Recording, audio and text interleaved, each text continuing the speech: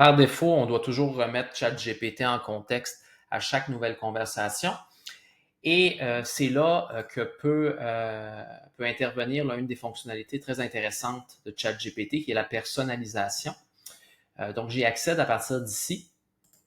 Et ce qui est intéressant avec cette fonctionnalité-là, c'est que je peux lui fournir des informations générales. Okay? Donc, pour lui dire un peu qui je suis, comment je veux qu'il me réponde. Ça m'évite de devoir, à chaque nouvelle conversation, remettre en contexte le robot conversationnel, hein, parce que des fois, ça peut devenir quand même assez lourd. C'est sûr que j'évite autant que possible de donner des informations qui sont trop personnelles. Par exemple, ici, dans les instructions personnalisées, j'ai dit au robot que j'étais un conseiller pédagogique, que je travaillais dans une école, que j'étais au Québec.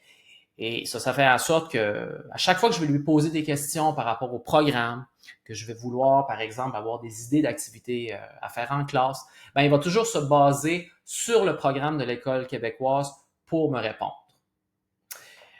Ici, j'ai dit à ChatGPT que j'aimerais recevoir des réponses concises, que je veux qu'il me réponde dans un langage soutenu. Donc, en lui disant ça, j'ai pas besoin de lui rappeler à chaque conversation que je veux qu'il me réponde de cette façon-là. Il va toujours le faire de façon automatique. Euh, donc, à chaque fois que j'ai une conversation avec lui. Donc, ensuite, il me suffit d'enregistrer et les nouvelles modifications vont être appliquées. Donc, je peux toujours ensuite revenir ici puis modifier des choses ou enlever les instructions personnalisées.